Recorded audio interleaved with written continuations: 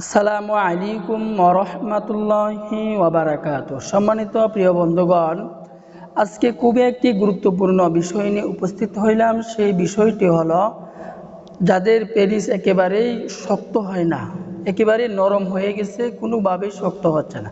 আপনার বয়স যতই হোক, আপনার বয়স 80 বছর হোক, 60-70 বছর হোক, আপনাকে আজকে যে খাবারের কথা বলবো, এই খাবারটি, এই গাছের শিকড়টি যদি আপনি এই নিয়মে খেতে পারেন, তাহলে আল্লাহ পাকের অশেষ মেহেরবানিতে আপনার যৌবন একেবারেই 20-30 বছরের যুবকের মতো আপনার যৌবন ফিরে আসবে।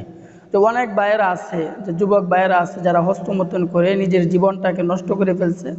আজকে যদি আপনি এই গাছের শিকড় এই নিয়মে খেতে পারেন, তাহলে আপনার দেখবেন আপনার ভিতরে অনেক পরিবর্তন চলে আসবে। আপনি অন্যকে খাওয়ার জন্য উৎসাহিত করবেন। তো আমরা দেরি না করে এই গাছটির শিকড় এই গাছটি আমরা কোথায় পাবো, এই গাছের শিকড় আমরা কোন নিয়মে খাবো, এর বিস্তারিত বলে দিব ইনশাল্লাহ। তো দেরি না করে আমরা মূল আলোচনায় চলে যাই। যে অনেক ভাইরা আছে, অনেকেই বলে গাছের কোনো ক্ষমতা নাই।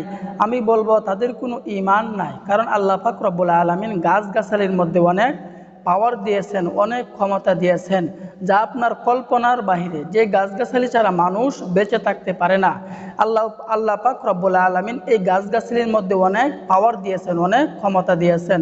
ডাক্তার বলেন, ইঞ্জিনিয়ার বলেন, কবিরাজ বলেন, সকলেই কিন্তু এই গাছগাছালি থেকে তারা ওষুধ তৈরি করে।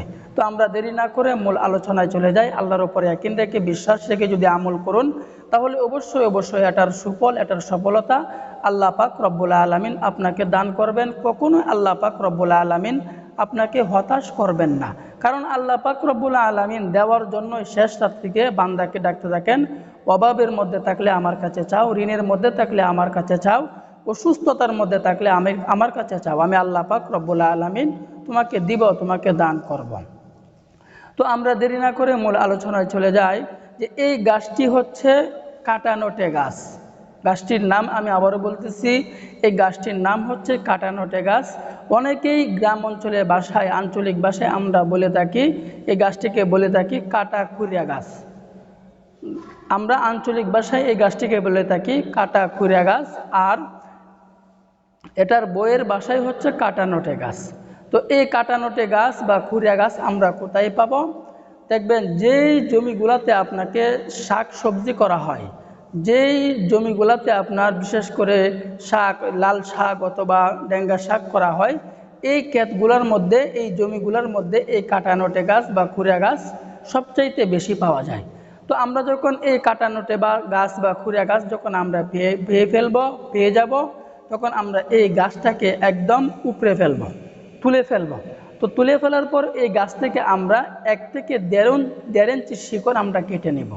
1 থেকে 1.5 ইঞ্চি শিকড় যখন আমরা এই কাটানোটে গাছ থেকে তুলে নিব, তুলে নেওয়ার পর এই শিকড়টাকে আমরা ভালোভাবে ধৌত করে নিব। ভালোভাবে ধৌত করার পর আমরা একদম সুন্দর, একদম তাজা একটি পান নিব।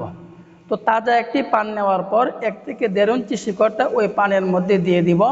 দেওয়ার পর ওই পানের মধ্যে আবার হালকা আমরা মধু দিয়ে দিব, একদম খাঁটি মধু, একদম খাঁটি আমরা হালকা মধু ওই পানের মধ্যে দিয়ে দিব।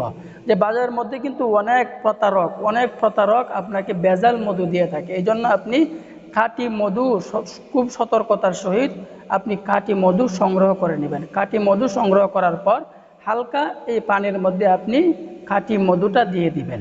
তো দেওয়ার পর এটা আমাদের তৈরি হয়ে গেল। এখন আমরা কোন নিয়মে খাবো এর বিস্তারিত বলে দিচ্ছি ইনশাল্লাহ। দেখুন, আল্লাহ পাকের রহমত অতি দ্রুত, অতি নিকটে আসে। আপনার রোগ, যেহেতু আপনার রোগ সম্পর্কে আল্লাহ পাকের কাছে চাইতেও হবে। আল্লাহ পাকের কাছে যদি চান, তাহলে অবশ্যই আল্লাহ পাক আপনাকে কখনোই হতাশ করবেন না। অবশ্যই আল্লাহ পাক রব্বুল আলামিন আপনাকে দিবেন। তো এই যখন আমরা এই কাটাখুরিয়া গাছের শিকড় এবং কাটানোটে গাছের শিকড় অথবা পানের মধ্যে দিয়ে দিব, হালকা মধু দিয়ে দিব, এটাকে একদম আমরা চিবিয়ে খেয়ে নিব। চিবিয়ে আমরা রসটুকু বা খেয়ে ফেলবো। সাবাটুকু যদি আপনি ফেলে দেন তাহলেও কোনো সমস্যা নাই, আর সাবাটুকু যদি আপনি খেতে পারেন তাহলেও কোনো সমস্যা নাই। এইভাবে যদি আমরা 1 মাস পর্যন্ত খেতে পারি, দেখবেন আপনার ভিতরে অনেক পরিবর্তন চলে আসবে। আপনি অন্যকেও খাওয়ার জন্য উৎসাহিত করবেন। তো আল্লাহ পাক রব্বুল আলামিন আমাদের সকলকেই বুঝার, আমল করার তৌফিক দান করুন। আমিন।